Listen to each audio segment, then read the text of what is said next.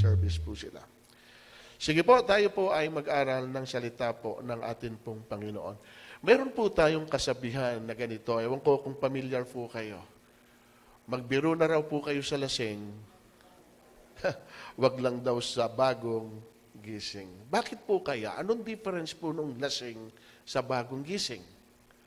At mas mahirap biruin yung bagong gising. Sapagkat siguro may pagkakataon po, hindi naman sa lahat, no, na tayo po ay, yung pong natutulog ay maganda lagi yung gising. Kaya nga kung maganda gising mo sa umagang ito, pasalamatan mo ang Diyos. Amen? Sige po, palakpakan po natin ang Panginoon. Kasi nga po, hindi nga sa lahat ng pagkakataon ay masasabi nating nasa mood ka sa paggising mo sa araw na ito. Kaya nakikita nyo, umagang-umaga pa lang, meron kayong mapapansin nagwawala na. Ibig sabihin nun, hindi maganda ang kanyang gising. Okay? So, mga kapatid, ano po yung gusto kong... I'm sorry. Thank you. Ano po ang gusto kong sabihin dun sa bagay na binanggit ko? Minsan po kasi lahat po na lang ng bagay ay inaakala nating biro. Kaya hindi po natin siniseryoso ang ginagawa po natin, maging yung mga sinasabi po natin. Hindi ko naman po sinasabing masama po ang magbiro. Pero hindi po sa lahat ng pagkakataon, lalo na po kung ang pag-uusapan po natin ay ang atin pong Panginoon. Dito po, gusto kong makita nyo sa talatang ito kung ang atin pong Diyos ay nagbibiro. Ang title po natin ay hindi ito biro. Hindi ito biro. Ito po yung akin pong gustong sabihin. Huwag niyong babanggitin sa walang kabuluhan ang pangalan ni Yahweh. Sapagkat parurusahan ko ang sino mang bumanggit nito ng walang kabuluhan. Huwag niyong babanggitin. Meaning, huwag daw po nating isasama ang ngalan ni Yahweh sa walang kwentang usapan dahil mayroong parusa. Hindi ka pa nagbibiro dito. Nabanggit mo lang yung pangalan niya na walang kabuluhan, meron na pong parusa, lalo na po kung nagbibiro ka na may kaugnayan sa Kanya. Ba't ko po ito sinasabi? Dahil dito po, nung bago po gunawin ng Panginoon yung Sodom at Gomora, ay nagbigay po siya ng warning sa mga tao. Especially ginamit po niya si Lot para pagsabihan yung kanyang mga magiging manugang. Pero tingnan po ninyo ang kanilang naging tugon. Pinuntahan ni Lot ang mga mapapangasawa ng kanyang mga anak na babae at sinabi sa kanila, kayo'y umalis agad sapagkat wawasakin ni Yahweh ang lungsod na ito. Ano po ang naging pagtanggap nila? Ngunit inisip nilang nagbibiro lamang sila. Antindi na po ng warning dito, na sinabi po ni Lot, umalis na kayo dito, wawasakin ni Yahweh ang lungsod na ito. Pero inisip lang po ng mga tao ito na si Lot ay nagbibiro.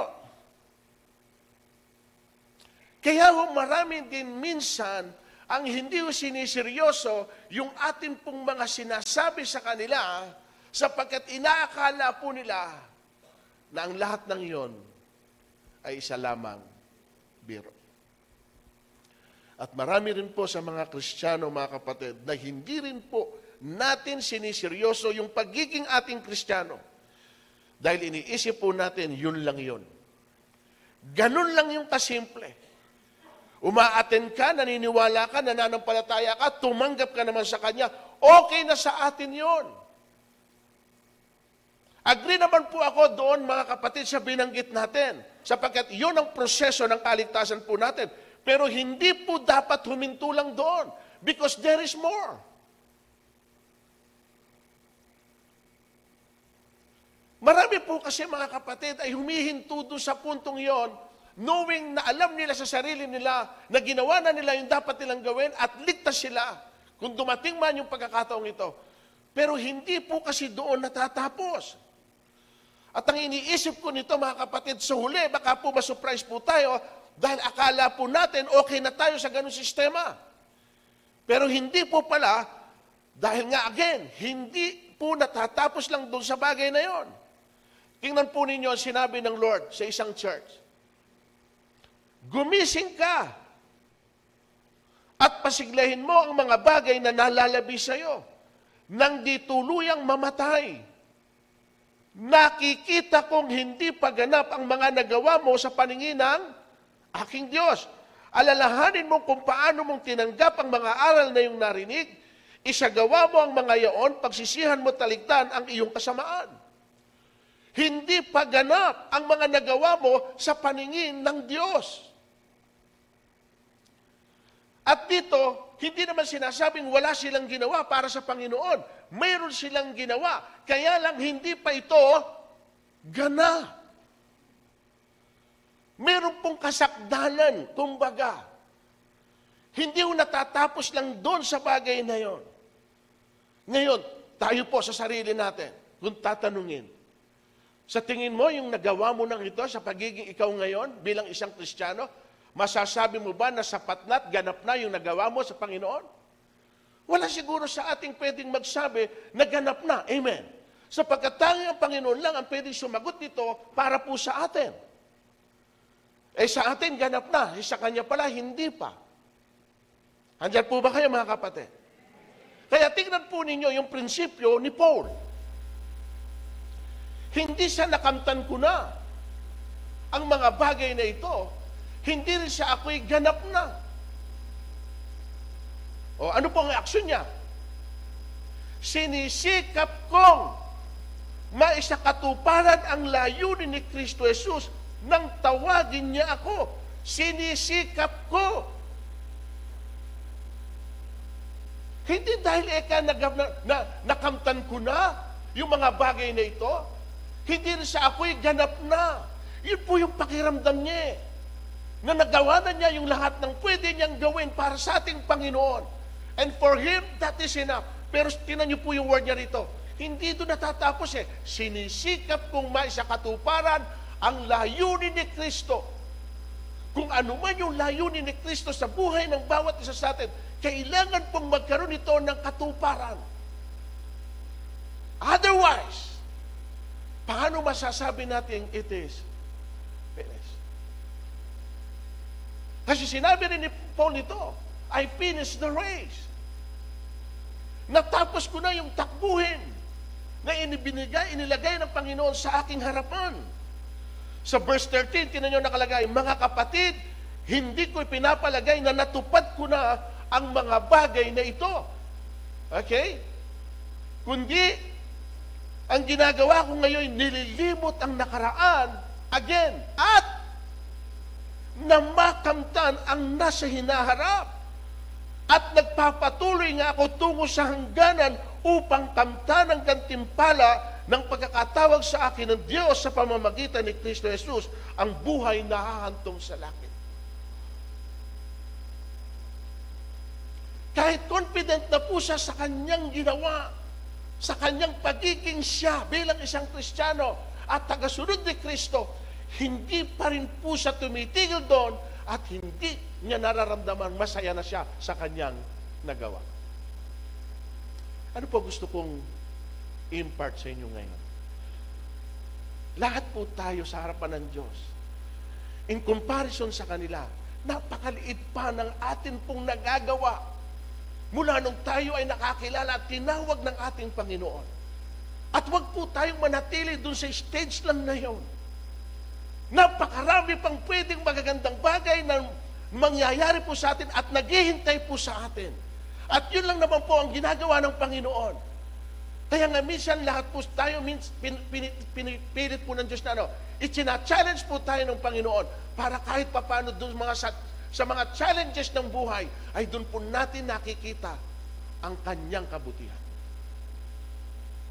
Kasi minsan Alam niyo ba, para mas makita yung potential mo, kailangan minsan pilipitin tayo eh. Di ba? Kasi kailangan mangyari yun. Yung lobo, alam niyo ba yung lobo? Akala mo pag inihip mong ganyan at bilog na, akala mo kapatid, umabot na siya saan? Doon sa kanyang hangganan. Pero subukan yung hipan pa rin. Hanggang meron pa siyang kahit konting i-expand. I-expand pa rin niya. Bakit? Hanggang hindi siya umaabot doon po sa sakdalan, bibigay pa rin siya. Tama po ba? At minsan doon tayo pinipilit din ng Diyos. Pinupus tayo sa isang pagkakataon na sabi niya, anak, meron ka pang pwedeng gawin eh. Alam kong kaya mo pa eh. Pero ito lang yung paraan para mas makita mo sa sarili mo kung ano yung kaya mo eh. Kaya ho, pinapayagan minsan ng Diyos yung pagsubok na dumating sa buhay mo. Hindi ho para makita ng Panginoon na nahihirapan ka sa pinagdadaanan mo, kundi gustong palabasin ng Panginoon ano ba yung kaya mo kapag dumadaan ka sa mga ganitong pagsubok. Mga kapatid, meron pang ini-expect ang atin pong Diyos sa bawat isa po sa atin. So dito nagsisikap ba tayo? Sinisikap ba natin talaga? Seryoso po ba talaga tayo sa ginagawa natin? Nais po ba talaga nating makarating dun po sa dulo? Kasi hindi ho madali. To be honest. Kung madali ho sa inyo, hindi ho madali sa kanila. O tinan niyo po yung sample na ito. Tulad ng nasa saad sa kasulatan, kung ang matuwid ay halos hindi maligtas, matuwid na yan. Kung yung matuwid, sino sa atin dito magsasabing tayo'y matuwid na? Wala. Nagpipilit lang tayong maging matuwid sa kahabagan ng Diyos. At ang totoo nito, alam naman natin ang ating katuwiran ay nasaan? Nasa atin pong Panginoon. Pero ang sinasabi niya rito, tingnan nyo, para lang makita natin na hindi ganun kadali. Kung ang matuwid, diretsahan ang sinabi, kung ang matuwid ay halos hindi maligtas. Hindi sinabing hindi ligtas, ha? Kundi halos. Ano pa kaya ang sasapitin ng mga taong makasalanan?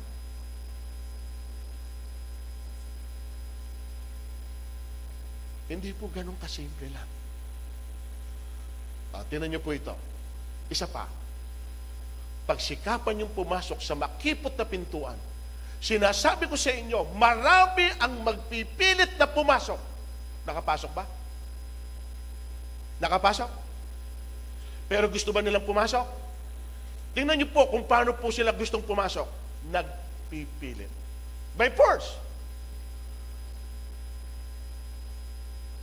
Dahil gusto rin nilang makapasok somehow. Pero ano sabi rito? Ngunit hindi sila makapasok. At ang matindi rito mga kapatid, kung tayo na ito na nakapasok na, abay lumalabas pa. Baka hindi na ulit tayo makapasok muli. Tama po ba? Ang ibig ko sabihin, lumalabas pa yung pong, parang wala lang sa'yo. Parang napakasimple lang ng ginawa mo. Nung sumunod ka kay Kristo, at nagtiwala ka sa Kanya at ibinigay mo buhay mo, at nung nandun ka na, parang na-enjoy mo na lang, ganito na lang. At wala ka nang gustong gawin higit sa nagawa mo na. Mga kapatid, napakarami pa. Ako na nagsasabi sa inyo, napakarami pa. Etong mga taong ito, tingnan nyo, akala nila ganun lang kasimple. Nagpipilit pumasok, hindi makapasok. Sundan pa natin. Pumasok kayo sa makipot na pintuan, sapagkat maluwang ang pintuan na malapad ang daan patungo sa kapahamakan.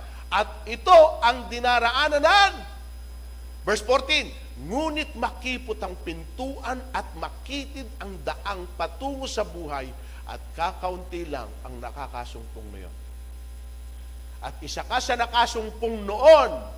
Kaya pahalagahan mo naman yung bagay na ginawa mo noon at ginagawa mo pa ngayon. Pero huwag kang huminto doon. Amen po ba? Hanggang may magagawa ka. Alam niyo ba mga kapatid, lagi kong inaasam ito at pinapangarap na kung darating ang Panginoon, abutan tayo sa ganitong setting. Abutan tayo sa prayer meeting. Abutan kami sa dawn watch habang kami nananalangin. Abutan tayo ng Sunday service na nagpupuring lahat sa Diyos. Yun ang napakaganda na pagdating ng Panginoon na tayong lahat ng mga anak niya ay inabutan sa ganong kalagayan. Paano kung hindi sa ganong pong setup?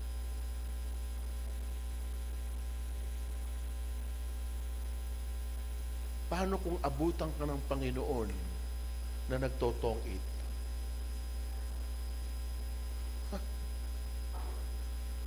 Napakasakit. Di ba? Paano kung abutan ka ng Panginoon ang mga kasama mo? Kayo lang naman po ang makasasagot mo. Pero kapag gano'n, parang hindi nyo pinahalagahan yung bagay na ginawa ni Kristo sa inyo at yung bagay na ginawa nyo para kay Kristo. Kasi napakabigat na mawala yung bagay na nasa iyo na. Ngayon ba? Pero mo nasa iyo na. You have all the opportunity na nasa iyo na. Nakapasok ka na. Hindi pa lang sapat yung ginagawa mo, pero naroon ka na. Ba't papaliwalain mo pa yung bagay na yun? Amen, mga kapatid.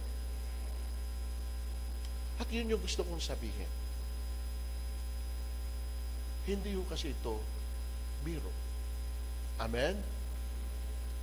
Kung sa iba, biro ito, mga kapatid, para sa akin, kasi, alam niyo ba, tingnan niyo yung pinagdaanan po, mamaya ni Kristo, kung nagbibiro siya.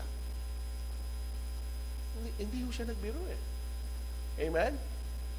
Yung tubusin tayo ng ating Panginoon, hindi ho yung biro eh. At ipakikita ko sa inyo, ito po, okay? Yung pong mga una na yun na introduction lang po yun, ha? Ito, ngayon po magsisimula na ako. Okay? At tingnan po ninyo yung mga pinagdaanan ng mga taong ito. Okay, mga kapatid? Kung ito po'y isang biro. Kasi gusto ko hong magkaroon ng parisan eh. Kristiyano tayo, Kristiyano din sila. Pero gusto ko makita natin ano ba'y pinagdaanan nila kung ikukumpara sa pinagdadaanan na natin ngayon sa pagiging Kristiyano rin, ang usapan. Ito na po. Una, wala pong iba kundi si Esteban. Tingnan niyo po kung ano nangyari kay Esteban. Nang marinig ito ng mga bumubuo ng Sinedrin, sila'y nalit dahil sa matinding galit kay Esteban. Ngunit si Esteban na puspos ng Espiritu Santo ay tumingin sa langit at nakita ang maningning na liwanag sa paligid ng Diyos at si Jesus na nasa kanyang kanan. Bukas ang kalangitan, sabi niya, at nakikita ko ang anak ng tao na nasa kanan ng Diyos. Tinakpan nila ang kanilang tenga at nagsigawan. Pagkatapos sabay-sabay silang dumaluhong sa kanya. Kinaladkad nila si Esteban hanggang sa labas ng lungsod upang batuhin. Hinubad ng mga saksi ang kanilang mga kasuotan at iniwanan sa isang binatang nagngangalang Saulo. Ito po yung huli. Tingnan nyo. At pinagbabato nila si Esteban na nananalangin naman ng ganito. Ano prayer niya? Tanggapin mo ang aking espiritu. Lumuhod si Esteban at sumigaw ng malakas, Panginoon! Huwag mo na po silang panagutin sa kasalanan ito. At pagsasabi niya nito ay siya, binabato habang nananalangin. At ang ipinapanalangin niya, yung bumabato sa kanya. Huwag mo panagutin ang mga taong ito na bumabato sa akin. Huwag mo panagutin. At doon din namatay si Stephen. Namatay sa bato. Gaano kasakit ito? Gaano kasakit yung tinitiis mo na tama ng bato hanggang hindi ka namamatay. Hindi mo mararamdaman yung pain. Hindi mo naman naiiwasan. Kaya nga namatay eh. Ibig sabihin, yung pong tama ng bato na yun, Jack, may mga nagbi-bleed doon. At hindi mo alam kung saan po nagagaling yung bato. May tama sa mata, may tama kung saan.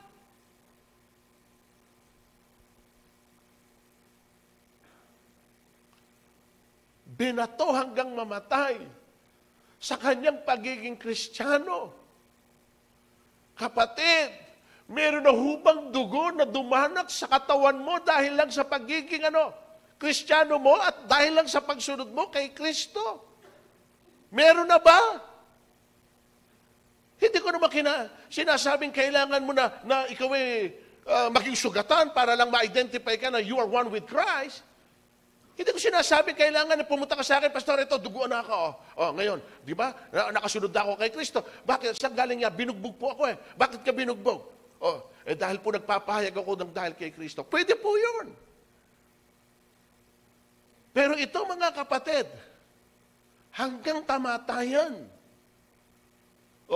Ngayon, magsalita kayo. Is it a joke? Isa ba itong bira?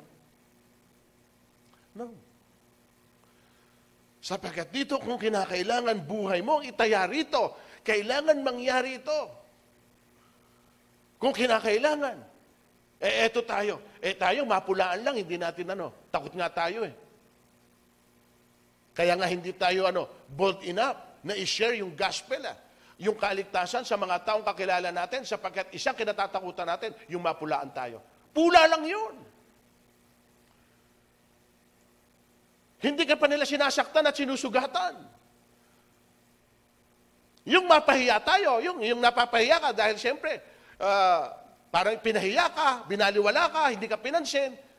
Natural yun na napapahiya tayo. Pero ang mahalaga, higit sa naranasan ng ating Panginoon, hindi pa natin nararanasan. Amen. Ito pa isang karakter. Si Paul.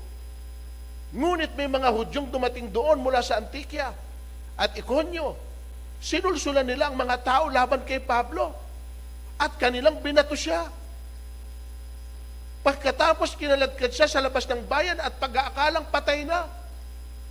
Tingnan nyo nga kapatid. Yung kay Stephen, nung binato, namatay siya nung oras na yun eh. Kay Paul, binato rin eh.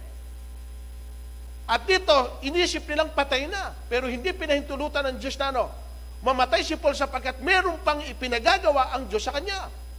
Pero nung hinatak, di ba sabi parang patay na. Sa pag-aakalang patay na. Ano yung word na lumalabas kay Paul? Tingnan nyo. Dahil kay Kristo, walang halaga sa akin kung aking mahina, kutsain, pahirapan, usigin at magtiis sapagkat kung kailan ako mahina, nakita niyo mga statement nila? Kasi ginagawa nila ito eh. Buhay nila ito eh. Amen? Mga kapatid? Biro po ba ito kay Paul? Hindi.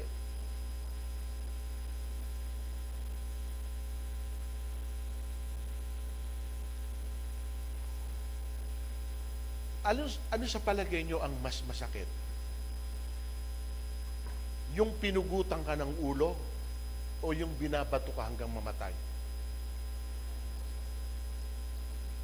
Palagay ko kapatid yung binabato eh.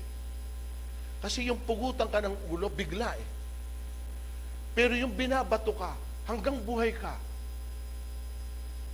nararamdaman mo yung pain eh. Tama po ba? Tingnan niyo kapatid na ito.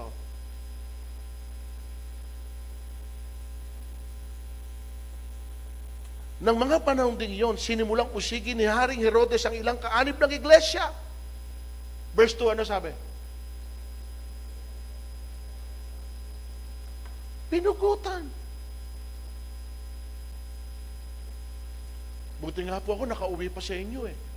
At doon ko lang din napatunayan na mayroon palang plano pa ang Diyos sa buhay ko eh. Kasi doon sa Saudi Arabia, pagka ho ganito, dinakip ka ng ganito, blasphemy ho yun sa kanila eh. Ayan, may mga taga-Saudi rito. Punishable by death po yun. Beheaded po ron. Hindi ho palo lang. Pagka ho ganito, blasphemy sa kanilang Diyos, sa kanilang pinaniniwalaan, at nandun ka sa kanilang lugar, punishable by death po yun.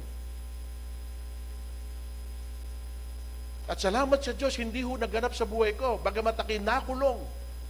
Pero may posibilidad talagang ako'y pugutan ng ulo dahil ako nga yung leader doon. Oh. At kaya naman pala hindi pinayagan ng Diyos na ako'y pugutan sapagkat makakasama ko pa pala kayo. Amen.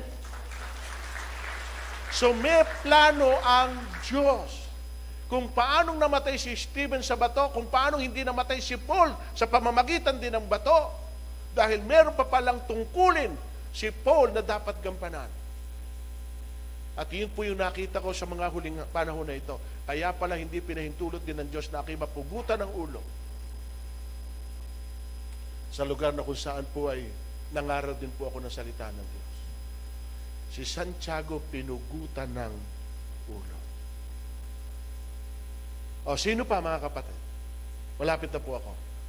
Hebrew 11:36. Meron namang mga nilibak at hinagupit.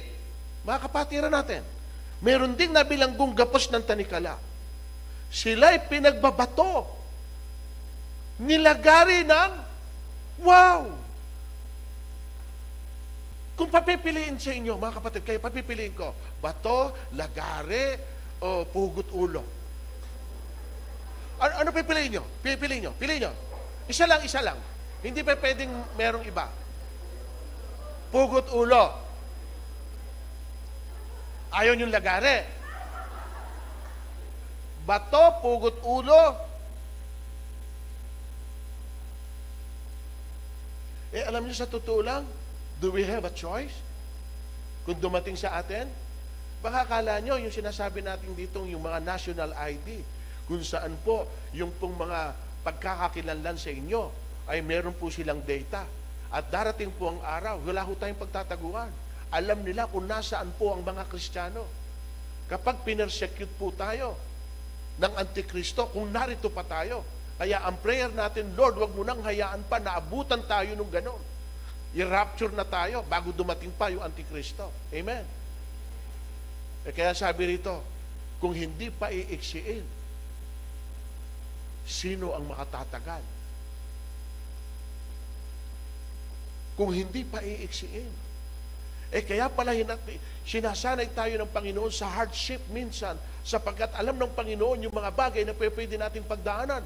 At kapag hindi tayo na-equip ng Panginoon sa bagay na ito, hindi tayo na-train o nasanay ng Panginoon sa maaari nating pagdaanan na hardship sa buhay, paano tayo magsusurvive? At yun pala yun. Kaya alam niyo ba, mga kapatid, minsan, in reality mostly ang nagsusurvive, alam niyo, yung mga bata pa lang, sanay na sa hirap. Sila yung mga survivor. Yung mga bata pa lang, makikita mo, liliit pa lang na ganyan. Parang nakikita mo na sila na nagsasaing, sila na naglalaba, sila na ng kahoy, parang sila na gumaganap. Dahil nga sa kahirapan at kawalan sa buhay, napilitan silang lahat ay gumalaw. Pero minsan akala natin ito'y abuso sa kanila. Hindi. Tingnan nyo ngayon yung mga anak natin na hindi nasanay sa hirap. Utusan mo lang. Ikaw ang hirap na hirap. Ikaw ang hirap na hirap. Bakit? Ayaw sumunod eh. At kapag hindi ka naman simunod sa pinagagawa mo, ano gagawin mo? Ikaw nagagawa. Wala kang magawa eh. Realidad, amen. Pero tingnan mo yung mga bata pa lang. Minsan, alam mo, meron tayong nasasabi lang sa kanila eh.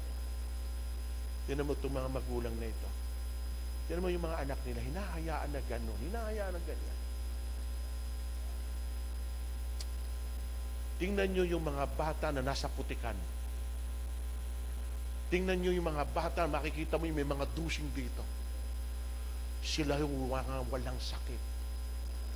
Yung mga hindi madapuan ng lamok, sila laging nasa ospital. Bakit? Kasi masyadong napoproteksyonan. Akala po natin, tayo ang kanilang proteksyon. Ngayon, alam mo nangyayari sa atin yan. Amay. Tingnan nyo kung sino rito ang walang dalang alkohol. Minsan nahihiya ako eh. Bakit? Kasi nahihiya ako sa pwedeng maramdaman ng mga taong kasama ko.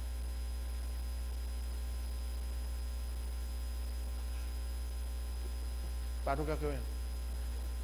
Wala nang ba't yan? Oh, sana? Pagkakamayan kang ganyan. Saan?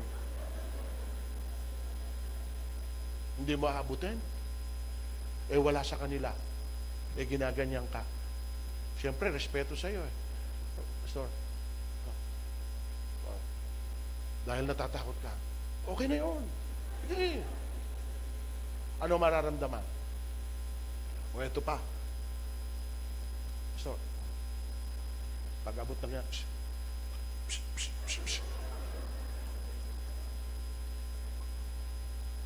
diba? At sa harap nila, ang pakiramdam tuloy nila, sila? Malaking viruses. Nakakahiya rin minsan yun. Kaya alam mo, kahit minsan, ano ka na lang, simple ka lang. Hindi mo kailangan iparamdam sa kanila. Kung talagang ganun kakaingat sa sarili mo, dapat simple ka lang. Hindi yung mararamdaman nila na masasaktan sila na parang kagalakan nilang batiin ka. Kagalakan nilang halos yakapin ka. At yung niyakap pala nila, hindi pala gustong yakapan. Hello? Tinan nyo ginawa sa atin ng mundong ito. Maging mag-asawa, magkahiwalay, tinan nyo. Pero magkasama yan sa bahay. Tama ba? Sabay kumakain yan. Iisa baso niyan. Lalo na walang baso. Pero pagdating dito, pinaghihiwalay. Hindi ba yan ang gusto ng mundo? Napakaliit pa lang ng persecution na ginangyayari sa atin. Bumibigay na tayo. Ito pa siya. Tingnan nyo.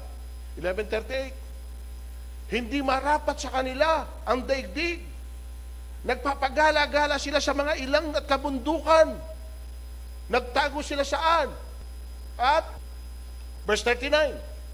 At dahil sa kanilang pananalig sa Diyos, isang kasaysayang di malilimot.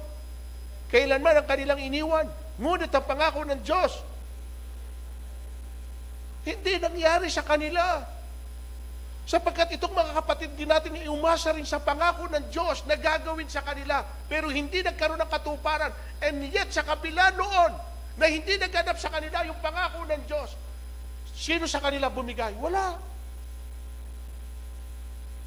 Kahit lagariin mo pa. Actually, may binanggit pa rin kapag binasa po ninyo yung Hebrew chapter 11, the whole chapter, may hinatang nga ng karawahe. 4. Nakatali ang kamay, nakatali ang kamay, nakatali ang paa, nakatali ang paa. Sabay-sabay na pinatakbo. Sa tingin mo, ilang piraso mangyayari? 4.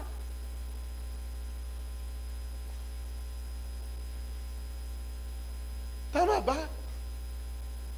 Sa totoo lang, kapag huwag naman sana tayong subukin ng Panginoon, yung may pumasok dito na mga rebelde, may mga baril, tapos sa harap natin nagkasahan ganyan, at tinanong ang bawat isa, sige, lahat ng Kristiyano, tayo, papatayin.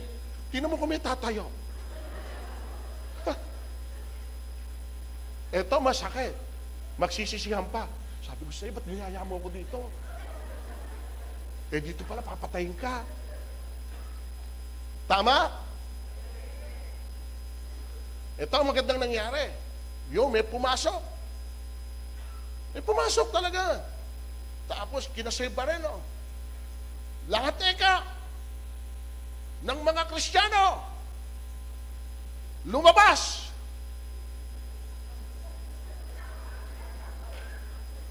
Lumabas. Naglabas ang lahat. Alam nyo, naiwan ho yung pastor. Oh, alam nyo, pagkatapos nun, nung lumabas po yung mga Kristiyano, tinanggal ho nung rebelde yung kanyang maskara. Oh, kapatiran pala. O ano sabi niya sa pastor? Pastor, simulan po ninyo pangangaral. Wala na po yung mga hipokrito. Kristiyano lang pala kapag kasasamba, pero pag mamamatay na, hindi na pala Kristiyano. Mga kapatid, minsan diyan tayo masusubukan ng atin pong Diyos. And this is my final word, si Jesus. Tingnan nyo nakalagay dyan. Hinamak siya ng mga tao at tinakwil. Nagdana siya ng sakit at hirap. Wala man nang nagtapon ng sulyap sa kanya. Hindi natin siya pinansin, para siyang walang kabuluhan. Tinis niya ang hirap na tayong dapat magbata. Ngayon din ang kirot na tayo sana lumasap. Akala natin ang dinanas niya parusa sa kanya ng... O, basa.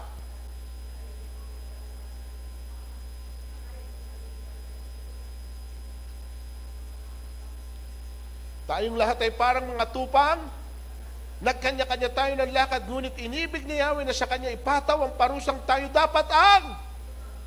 O, verse 7, siya ay binugbog at pinahirapan, ngunit di tumutol kahit kaunti man. Hatid sa patayan, parang mga tupang hindi tumutol kahit nagupitan, ni hindi umimik kahit kaputok man. Nang siya'y huliin, natulan at dali sa dakong patayan, wala man lang nangahas na ipagsanggalang. Nakita niyo, nawala. Nawala yung mga kasama niya na sumusunod sa kanya. Nag-iisa na lang siya. Walang dumamay.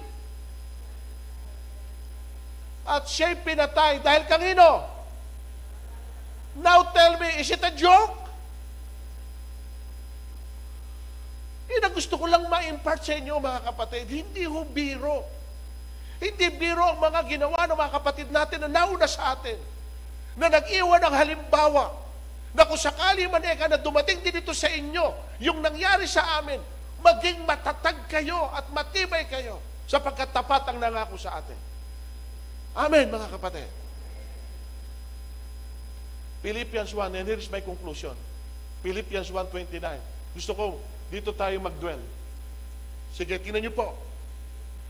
Ipinagkaloob niya sa inyo ang karapatang makapaglingkod kay Kristo. Pero hindi lamang ang manalig sa Kanya, kundi ang magtiis din naman ng dahil sa Kanya. Kita niyo? Hindi natatapos sa paglilingkod, kundi maging ang pagtitiis. 1 Peter 2:21, ang pagtitiis ng hirap ay sapagkat nang si Kristo ay magtiis para sa inyo, binigyan niya kayo ng halimbawa na dapat. Ngayon, base sa text na ito, madali po bang maging Kristiyano? Biro ba ang maging Kristiyano? So mga kapatid, nasa huling panahon na po tayo. Huwag po nating isipin ng mga nangyayari ay isa lamang biro.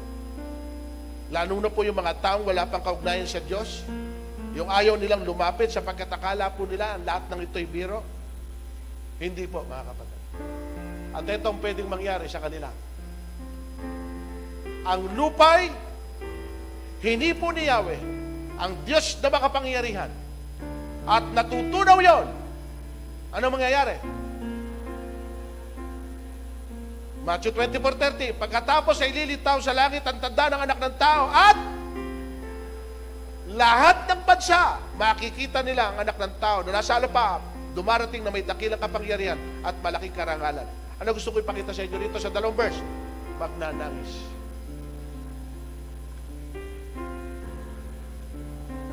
Iiyak ang buong bansa. Mag-iiyakan sila kapag naranasan nila yung bagay na hindi po nila ina-expect na pwedeng mangyari sa daigdig na tinatahanan po natin.